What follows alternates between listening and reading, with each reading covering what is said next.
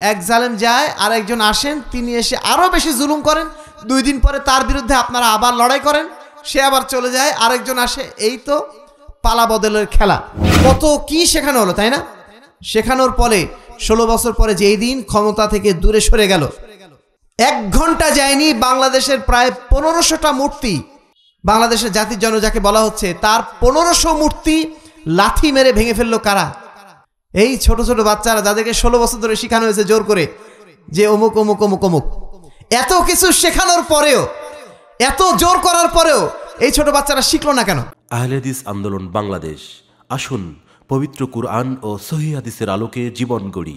আমাদের শাসকরা ইসলাম অনুযায়ী দেশ পরিচালনা করুক, এটা আমরা সবাই তো চাই, তাই না? কিন্তু শুধুমাত্র মুখে মুখে চাইলে কি এটা হবে? এই চাওয়ার জন্য আমাদের কাজ করতে হবে না?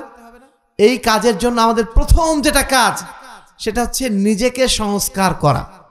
নিজে যদি সংস্কার না হই, সারাদিন চিৎকার করেও সমাজ সংস্কার হয় না।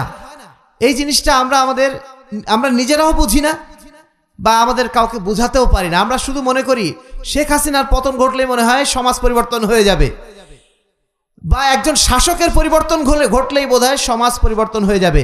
শাসকের পরিবর্তন ঘটলে সমাজ পরিবর্তন হয়? যে বর্তমান যে সিস্টেমটা আমাদের চলছে, গণতান্ত্রিক সিস্টেম, এই সিস্টেমে একজন জালেম চলে যাবে আর আরেকজন জালেম এসে আবার জুলুম করবে, এটা হচ্ছে নিয়ম। আপনি যাকে আবার ভোট দিয়ে নিয়ে আসবেন, তিনি আগের চেয়ে খুব ভালো মানুষ হবেন, এর কোনো গ্যারান্টি দেওয়া সম্ভব? বরং বাংলাদেশের প্রেক্ষাপটে প্রতিবার আমরা যেটা লক্ষ্য করছি, এক জালেম যায় আর একজন আসেন, তিনি এসে আরো বেশি জুলুম করেন। 2 দিন পরে তার বিরুদ্ধে আপনারা আবার লড়াই করেন, সে আবার চলে যায়, আরেকজন আসে। এই তো পালা বদলের খেলা। খালি নেতার পরিবর্তন হয়, নীতির কোনো পরিবর্তন হয় না। এক চাঁদাবাজ যায় আর এক চাঁদাবাজ আসে। এক চাঁদাবাজ গেছে, এখন কি চাঁদাবাজি কমছে না? ওইরকমই আছে, এটা বাড়ছে। ওই কাছাকাছি ওইরকম কিন্তু আবার শুরু হয়ে যাচ্ছে, পরিবেশটা কিন্তু ওইরকম হয়ে যাচ্ছে। তার কারণ এই সমাজ ব্যবস্থায় যতদিন পর্যন্ত পরিপূর্ণ ইসলাম না আসছে, ইসলামী শাসন ব্যবস্থা যতদিন না আসছে, ততদিন ক্ষমতা যাবে আর আসবে, জুলুম আগের মতোই জারি থাকবে। এজন্য আমাদের সবচেয়ে বেশি যেটা করণীয়, সেটা হচ্ছে সবার আগে নিজকে সংস্কার করা।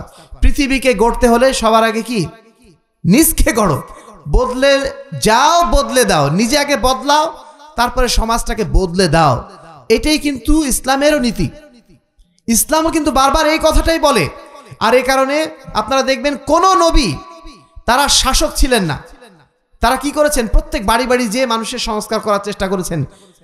আল্লাহ রাব্বুল আলামিন কাউকে শাসক বানিয়ে পাঠান নাই যে তিনি শাসক হয়ে বলেছেন তোমরা 5 ওয়াক্ত সালাত আজকে থেকে পড়বা, তোমরা আজকে থেকে যাকাত দিবা। এইরকম কোনো বাধ্যতামূলক নিয়ম কোন নবী করেছেন? এইভাবে জোর করে কোনো কিছু করা সম্ভব না। আর এই কারণে আল্লাহ রাব্বুল আলামিন বলছেন লাস্তা আলাইহিম বিমুসাইতির, হে মুহাম্মদ আপনি দারোগা না। আপনি কে? আপনি একজন সমাজ সংস্কারক, আপনি দারোগা না। দারোগা মানে কি? লাঠি দিয়ে পিটিয়ে সালাত আদায় করায়।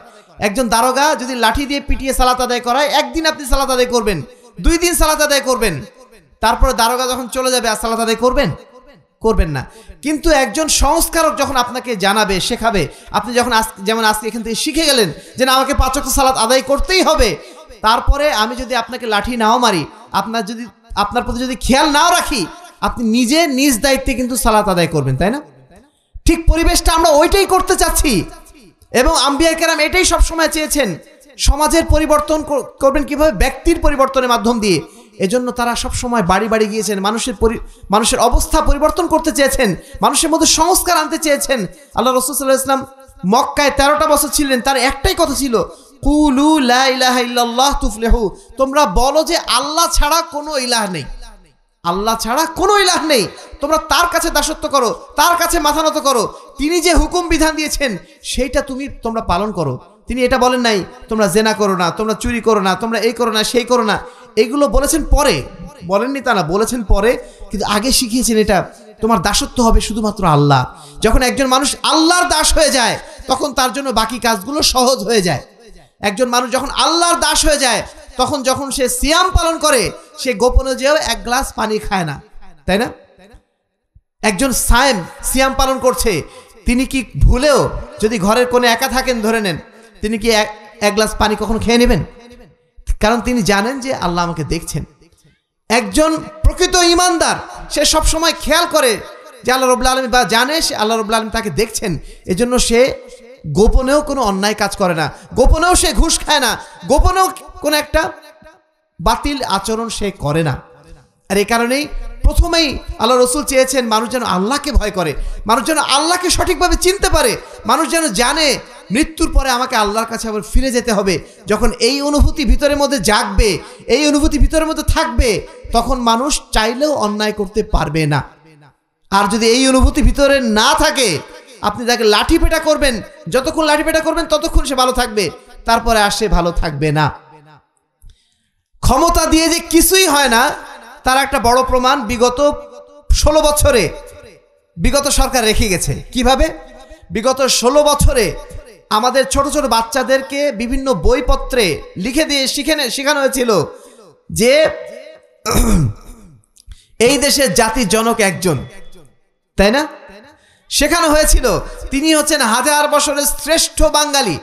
শেখানো হয়েছিল তিনি সবকিছু করেছেন, বাংলাদেশের যা কিছু স্বপ্ন দেখার তিনি একমাত্র দেখেছেন। কত কি শেখানো হলো, তাই না?